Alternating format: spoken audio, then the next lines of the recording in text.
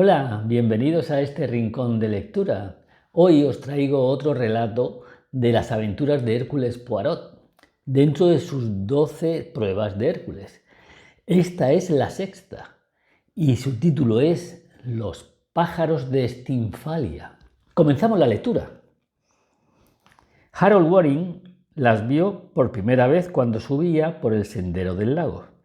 Estaba sentado en la terraza del hotel. Hacía un buen día.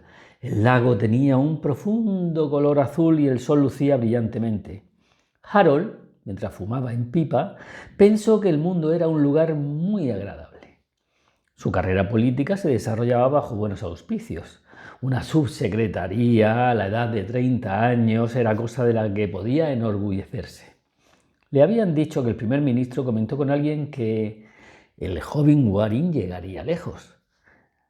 Harold estaba bastante satisfecho de ello. Había decidido pasar las vacaciones en Mozoslovaquia, tanto por apartarse de las rutas frecuentadas como por gozar de un completo descanso sin que nadie ni nada le molestara.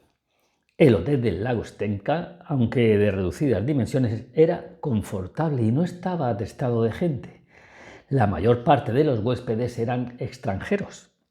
Los únicos ingleses que había entre ellos eran una mujer de edad, la señora Royce, y su hija, la señora Clayton. A Harold le gustaron. Elsie Clayton era bonita, aunque de una manera bastante pasada de moda. Se pintaba muy poco, o casi nada, y su aspecto era apacible y algo tímido. La señora Royce podía ser considerada como una mujer de carácter, alta de estatura, de voz profunda y ademanes autoritarios. Aunque no le faltaba el sentido del humor ni resultaba mala compañía. Se veía claramente que su vida estaba ligada a la de su hija.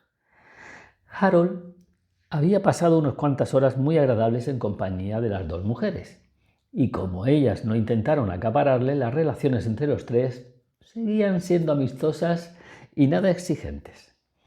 Los demás huéspedes del hotel no llamaron la atención del joven. Por lo general, eran excursionistas o turistas que llegaban en autopullman.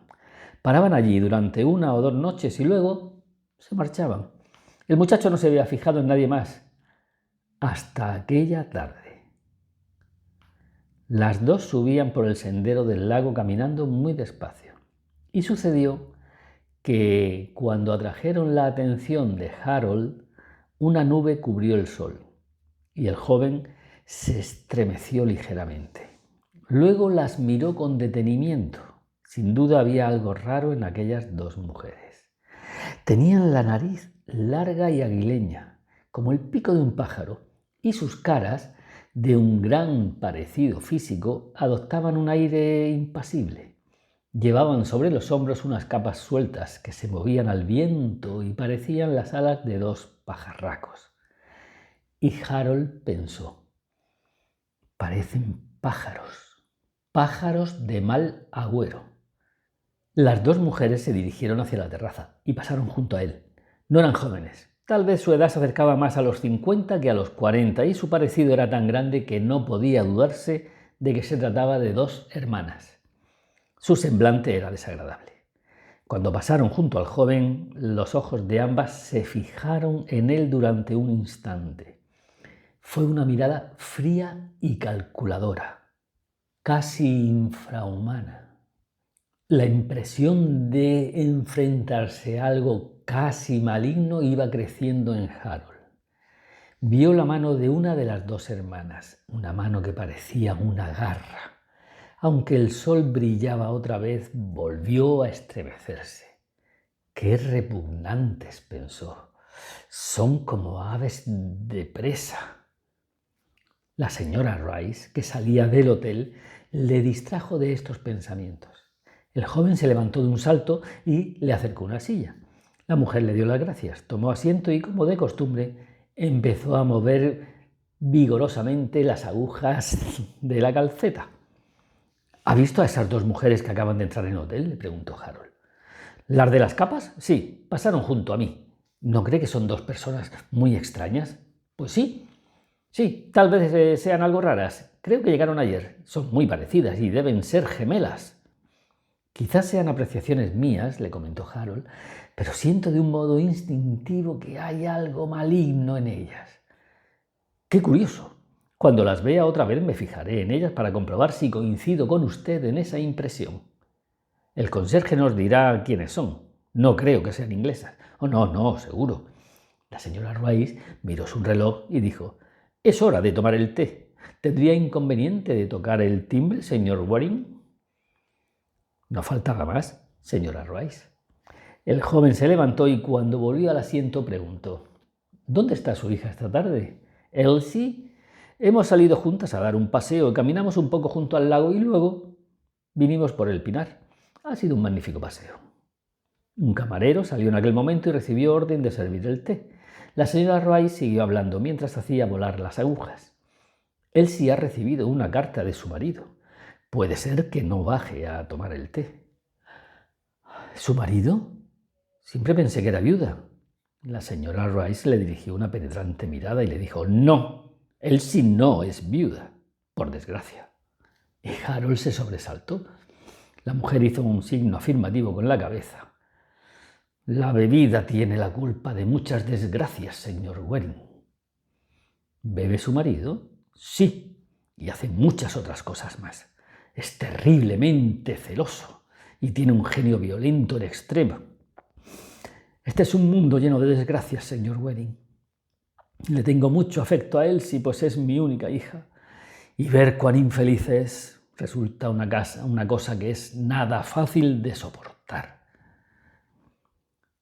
Es una criatura tan dulce, tal vez demasiado. ¿Qué quiere decir?». Y la señora Rice le contestó lentamente: «Una persona feliz es más altiva. La dulzura de Elsie proviene, según creo, de un sentimiento de derrota. La vida ha sido dura con ella». Y el joven le preguntó, con cierta vacilación: «¿Y cómo llegó a casarse con él?»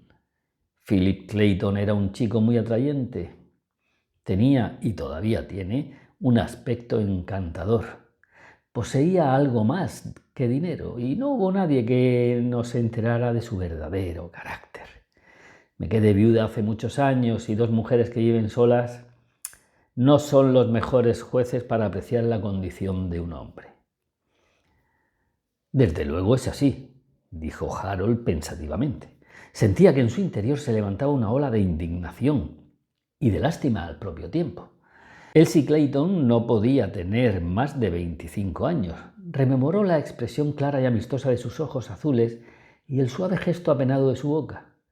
Se dio cuenta, de pronto, que el interés que sentía por ella rebasaba el límite de la amistad y estaba ligada a un bruto. Aquella noche, Harold se reunió con la madre y con la hija después de cenar. Elsie Clayton llevaba un vestido color de rosa, apagado y mate. El joven vio que tenía los párpados enrojecidos. Sin duda había estado llorando. La señora Rice le anunció con viveza: «Ya me enteré de quiénes son esas dos arpías, señor Waring. Son polacas, de muy buena familia. Eso me ha dicho el conserje». Harold miró al otro lado del salón, donde estaban sentadas las dos mujeres, y Elsie preguntó sin demostrar ninguna emoción: «¿Aquellas dos señoras, las de cabello teñido? Tienen un aspecto bastante desagradable, no sé por qué». «Eso mismo pensé yo», dijo Harold.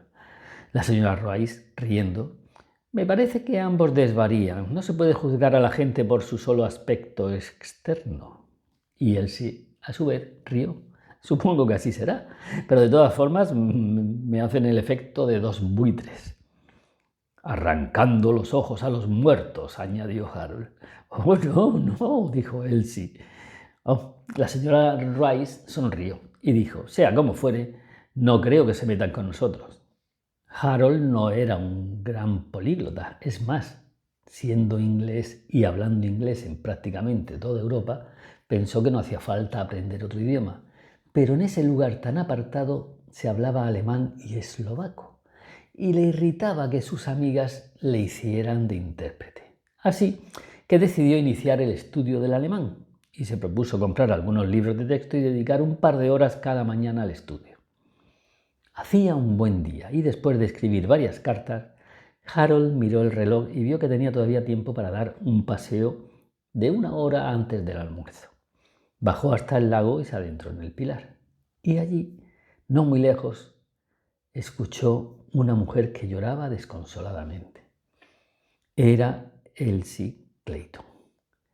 Estaba sentada sobre un tronco caído, con la cara entre las manos, y sus hombros se estremecían de la violencia de la pena. «Señora Clayton, Elsie». Ella se sobresaltó y levantó la mirada hacia él. «¿Puedo ayudarla? ¿Hay algo que pueda hacer?» No, es usted muy amable, pero nadie puede hacer nada por mí». «¿Tiene algo que ver con su marido?» La joven asintió, se enjugó los ojos y sacó la polvera, luchando para volver a recobrar el dominio de sí misma. «No quiero que mamá se preocupe. Se disgusta mucho cuando ve la poca felicidad de que disfruto. Por lo tanto, vine aquí para llorar a mi gusto. Ya sé que es una tontería. Llorar no resuelve nada. Pero algunas veces me parece que la vida es completamente insoportable. No sabe cuánto lo siento. Es mía toda la culpa, desde luego. Me casé con Philip por mi propia y libre voluntad y sí, luego salió mal. Solo yo soy la culpable, yo y solo yo. Es usted muy valiente al considerarlo así». No soy valiente, no. No tengo ánimos para nada. Soy una cobarde. Pronto llegaron en parte las desavenencias con Philip. En realidad me tiene aterrorizada por completo cuando se enfurece. Debe usted separarse de él. No me atrevo. No me dejaría. Tonterías. ¿Y qué me dice un divorcio? No tengo motivos. Tengo que soportarlo. Paso gran parte del año con mamá y Philip no se opone a ello, especialmente cuando vamos a sitios poco frecuentados como este.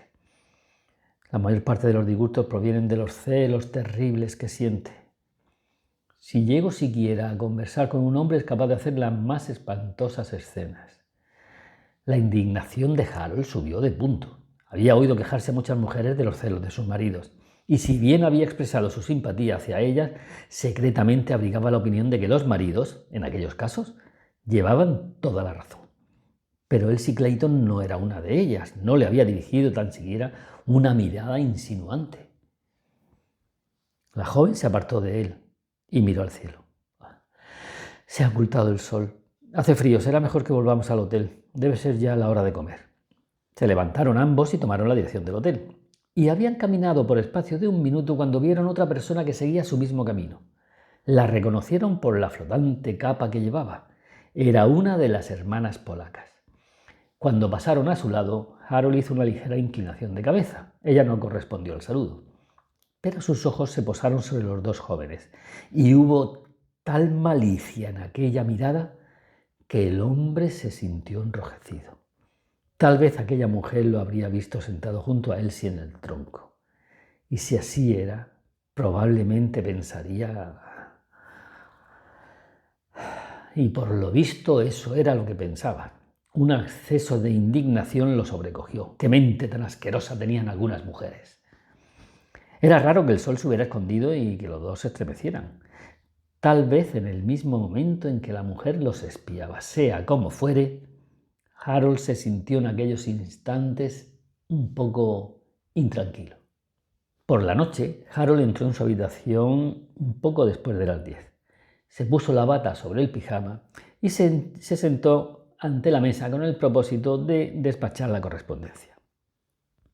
Había escrito ya 3 cartas y estaba justamente empezando la cuarta cuando Elsie Clayton entró en la habitación tambaleándose. Sorprendido, Harold se levantó de un salto. Elsie había cerrado la puerta tras de sí y se apoyó en la cómoda. Su respiración era entrecortada. «Es mi marido. Ha llegado sin avisar. Creo que me matará. Está loco por completo. Acuda usted, no permita que me encuentre». Avanzó 2 pasos con un andar tan inseguro que por poco cae al suelo. Harold extendió el brazo para sostenerla. Y cuando hizo esto, la puerta se abrió de nuevo y apareció un hombre en el umbral. Era de mediana estatura, con espesas cejas y pelo negro liso. De modo que la polaca tenía razón. Tienes un enredo con este tipo. No, Philip, no es verdad, estás equivocado. Harold empujó rápidamente a la muchacha hasta situarla detrás de él. y vio que Philip avanzaba hacia ellos. «Equivocado, ¿eh?», chilló el hombre. «Y te encuentro en su habitación, en sus brazos, perdida. Te juro que te voy a matar por esto». Con un rápido movimiento apartó el brazo de Harold. Elsie, dando un fuerte grito, se colocó al otro lado de Harold, quien volvió a repelir el ataque. Pero Philip Clayton tenía otro propósito: llevarse a su esposa. Dio otro rodeo y Elsie, aterrorizada, salió corriendo de la habitación. Su marido la siguió y Harold, sin dudarlo un momento, salió tras ellos. La joven se dirigió directamente hacia su propio dormitorio, al final del pasillo, y Harold oyó el ruido de la llave al girar, aunque la cerradura no se cerró a tiempo. Philip Clayton entró dando un empujón. El hombre entró en la habitación y Harold oyó el horrorizado grito de Elsie. Sin perder un instante, el joven entró también en el cuarto. Elsie estaba acorralada contra las cortinas de la ventana. Cuando llegó Harold, Philip Clayton se dirigía hacia su esposa blandiendo una llave inglesa. Elsie volvió a gritar y, cogiendo un pesado pisapapeles de la mesa que tenía al lado, la lanzó a la cabeza de su marido. Le dio, y Clayton se desplomó como un fardo, mientras Harold quedaba como petrificado en el umbral de la puerta. Elsie se arrodilló junto a Philip, que no daba señales de vida. En el pasillo se oyó el ruido que produjo el pestillo de una puerta al cerrarse. Elsie se levantó rápidamente y se dirigió a Harold. Por favor, vuelva a su habitación. Pueden venir y encontrarle aquí». Harold asintió y comprendió lo que decía. Por un momento Philip Clayton estaba fuera de combate, pero los gritos de Elsie podían haber sido oídos y si los encontraban a ambos en la habitación, solo podía esperar compromisos y malentendidos. En beneficio de ambos no debía producirse ningún escándalo. Así que, haciendo el menor ruido posible, desanduvo el camino hasta su dormitorio y justamente cuando llegaba a él, oyó el ruido de una puerta que se abría.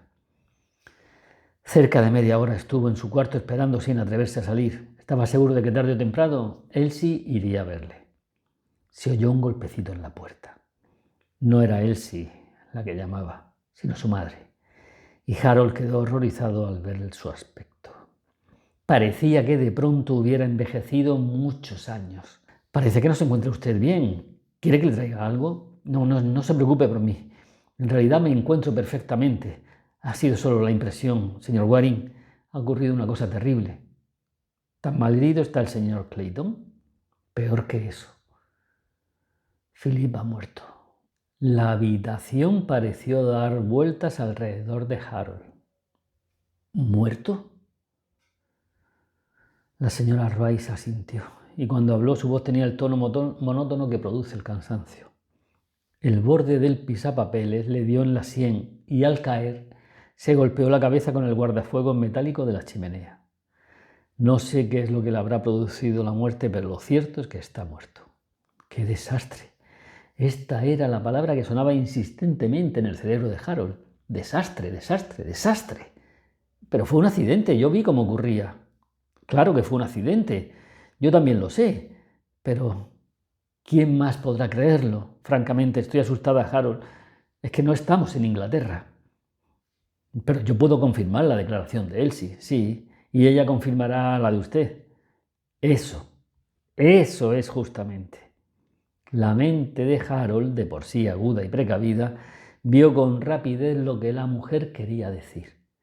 Recordó todo lo sucedido y se dio cuenta de lo frágil de su posición en ese asunto. Elsie y él habían pasado juntos gran parte del tiempo desde que se conocieron. Y luego existía el hecho de que habían sido vistos en el Pinar por las polacas, en circunstancias bastante comprometidas. Al parecer, las polacas no hablaban inglés, pero quizás lo entendían un poco. Aquella mujer podía reconocer el significado de algunas palabras como celos, marido, que estaban dichas en el transcurso de la conversación. De todas formas, parecía claro que para soliviantarlo de tal modo, la polaca había contado algo a Clayton. Y ahora, este estaba muerto. Cuando murió, Harold se encontraba en la habitación de Elsie, y no había nada que desmintiera que él deliberadamente atacó a Clayton con el pisapapeles.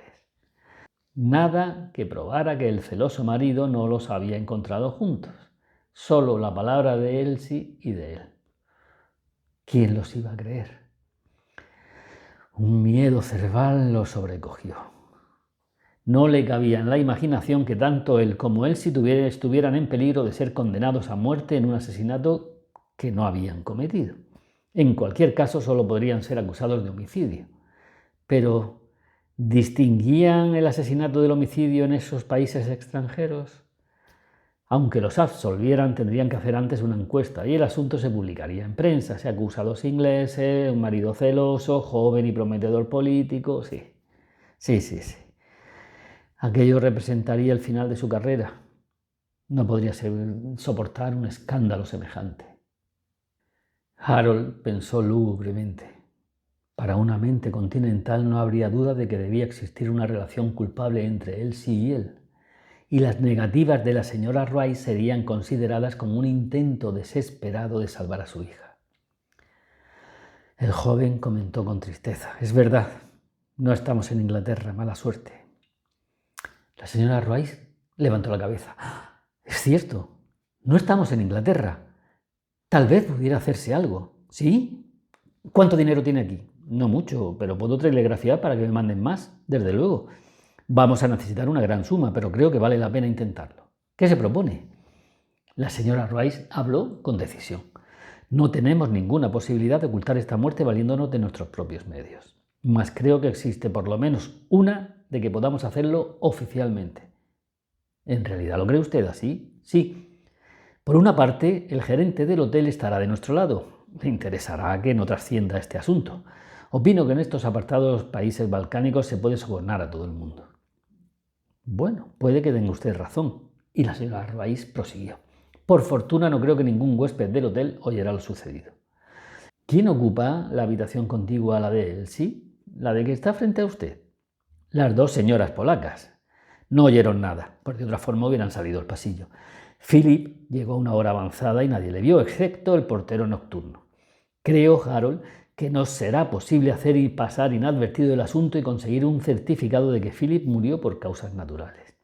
Todo es cuestión de elevar la cifra suficientemente y de encontrar al hombre apropiado, que seguramente será el jefe de policía».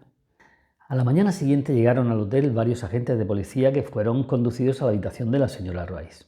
No salieron de allí hasta el mediodía. Harold telegrafió pidiendo dinero, si bien no tomó parte en los acontecimientos para no verse mezclado, porque ninguno de aquellos personajes oficiales hablaba inglés. A las 12, la señora Rice entró en la habitación del joven. Estaba pálida y parecía cansada. «Ha surtido efecto. Gracias a Dios. Es usted maravillosa, parece increíble». La mujer contestó. Por la facilidad en que se desarrolló, le hubiera parecido que nada de lo sucedido era anormal. Prácticamente todos tendieron la mano a la primera insinuación. En realidad, era algo desagradable. Y Harold comentó: «¿No es este el momento de discutir sobre la corrupción de los funcionarios públicos? ¿Cuánto ha sido?» «Pues la tarifa es bastante elevada». Sacó un papel y leyó: «A ver, el jefe de policía, el comisario, el agente, el médico, el gerente, el portero nocturno». El portero nocturno no ha sacado mucho, ¿verdad? Supongo que solo era cuestión de taparle la boca. El gerente estipuló que la muerte no ocurrió en el hotel. La relación oficial de los hechos será que Phillips sufrió un ataque al corazón cuando venía en el tren. Salió al pasillo para respirar un poco de aire y ya sabe usted cuántas veces no se cierran bien las portezuelas del tren. Se apoyó en una y cayó a la vía. Hay que ver de lo que es capaz la policía cuando quiere. Bueno, dijo Harold, gracias a Dios nuestra policía no es de esa clase. Y con una disposición de ánimo muy británico, bajó al comedor. Era la primera vez que veía a Elsie después de lo ocurrido la noche anterior. Estaba muy pálida y se notaba que todavía se encontraba bajo los efectos de la fuerte impresión. La conversación recayó sobre un nuevo huésped que acababa de llegar, cuya nacionalidad trataron de conjeturar. Harold opinaba que un bigote como aquel solo podía ser francés. Elsie decía que era alemán y la señora Rice creía que era español. No había nadie más que ellos en la terraza, a excepción de las dos polacas, que estaban sentadas en uno de los extremos haciendo ganchillo. Como siempre que las veía, Harold sintió un extraño estremecimiento de aprensión y aquellas caras inexpresivas, aquellas narices aguileñas, aquellas manos que parecían garras. Las dos mujeres que estaban al otro lado de la terraza se levantaron, enrollaron cuidadosamente su labor y fueron hacia donde se encontraban ellos tres.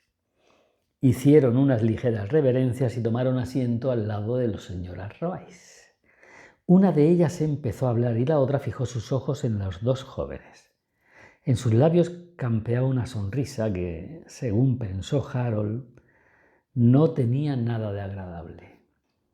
El muchacho miró a la señora Royce, quien estaba escuchando a la otra mujer, y aunque él no entendía una palabra de lo que estaban diciendo, la cara de la oyente era lo bastante expresiva como para no dejar lugar a dudas. Toda la angustia y desesperación de antes se reflejaban en ella de nuevo. La mujer escuchaba y de vez en cuando contestaba con una breve palabra. Al cabo de un rato, las dos hermanas se levantaron y después de inclinarse levemente entraron en el hotel. ¿Qué ocurre?, preguntó Harold. Y la señora Royce contestó: esas dos mujeres nos amenazan con un chantaje. Lo oyeron todo y ahora que hemos tratado de ocultar lo sucedido, se pone peor. Harold Waring se hallaba junto al lago. Llegó a donde se encontraron por primera vez con aquellas dos lúgubres mujeres. ¡Malditas! ¡Malditas sean esas arpías! Una ligera tosecilla le hizo girarse. Se encontró frente al extranjero del bigote, que en aquel momento salía de entre dos pinos. Harold no supo qué decir. Aquel hombrecillo seguramente oyó la exclamación y con tono ridículo dijo: «Buenas tardes».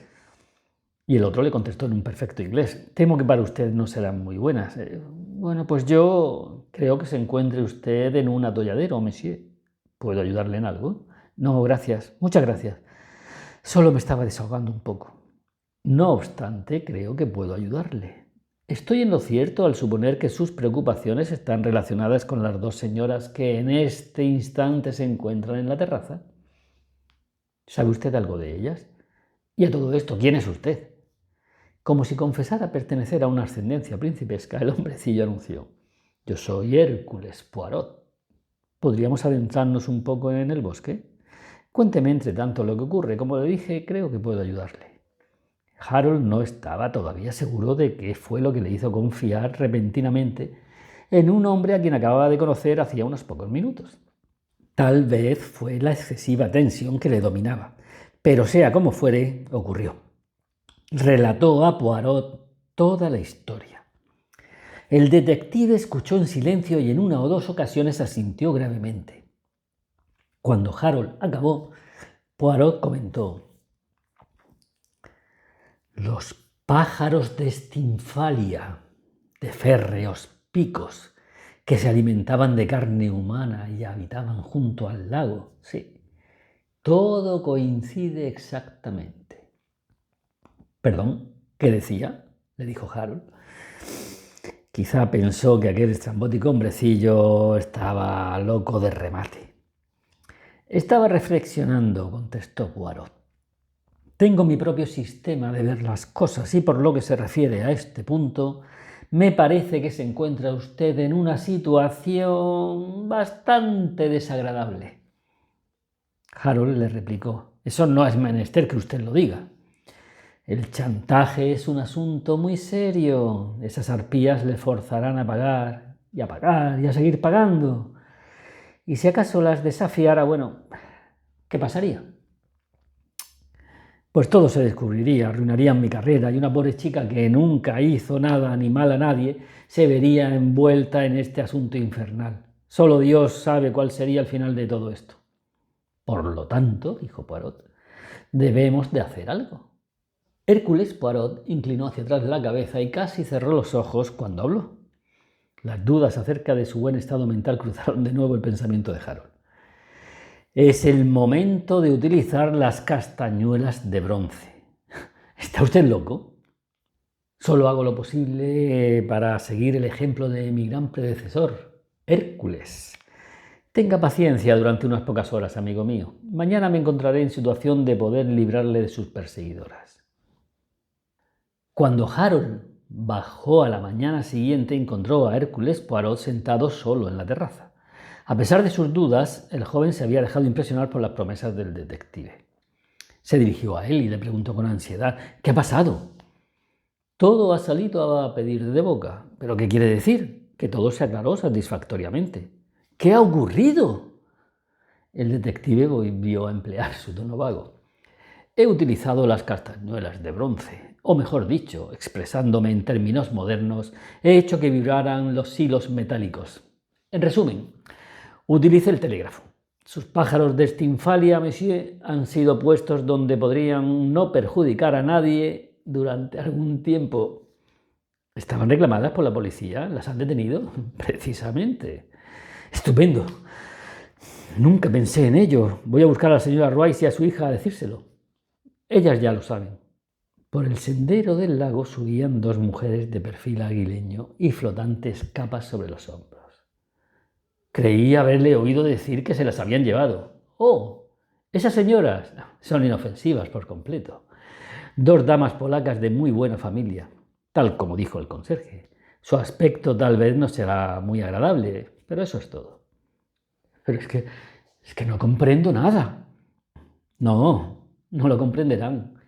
Eran las otras señoras las que buscaba la policía. La ingeniosa señora Rice y la llorosa señora Clayton. Ellas eran las aves de presa. Las dos vivían del chantaje, mon chéri. Harold tuvo la sensación de que el mundo daba vueltas alrededor de él. Con voz desmayada preguntó: pero el hombre que resultó muerto, no murió nadie. Y no hubo tal hombre. Pero si yo lo vi, no. La señora Rice, con su alta estatura y su voz profunda, representa muy bien los papeles masculinos. Fue ella quien hizo de marido, claro que sin la peluca gris. Se inclinó hacia adelante y dio un golpecito en la rodilla del joven. No se debe ir por la vida con tal cantidad de buena fe, amigo mío. La policía de un país no se soborna tan fácilmente, ni tal vez habrá manera de conseguirlo.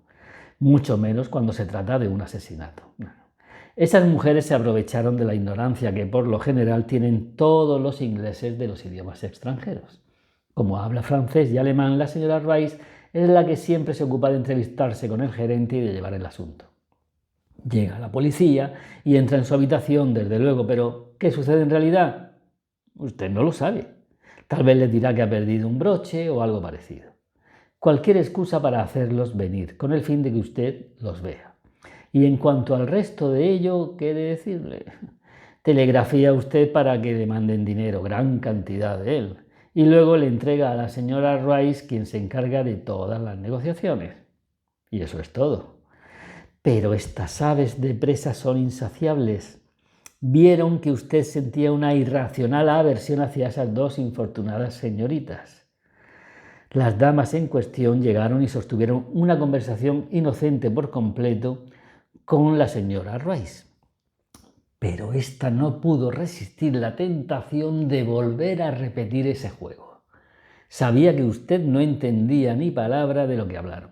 Por consiguiente, tuvo usted que pedir más dinero. Dinero que la señora Rice se encargaría luego de distribuir entre otras personas según pretendía. Y él sí, pues desempeñó muy bien su papel, siempre lo hace. Es una actriz consumada. Hace ver que todo es muy raro, muy inocente. No atrae hacia ella más que un sentimiento noble. Eso siempre tiene éxito cuando se trata de un inglés. Harold Waring volvió a suspirar. Tengo que aprender todos los idiomas europeos que existen. No quiero que nadie me tome el pelo por segunda vez. Y aquí queda resuelto otro enigma para Hércules Poirot. Vaya dos señoras. Se sospechaba de quien el aspecto hacía que pudieran ser delincuentes o pájaros de mal agüero. Pero no hay que dejarse llevar por ese aspecto externo. Las que parecen más dulces, más sensibles, esas personas son quizá las que esconden secretos más terribles. Nos vemos en la próxima entrega.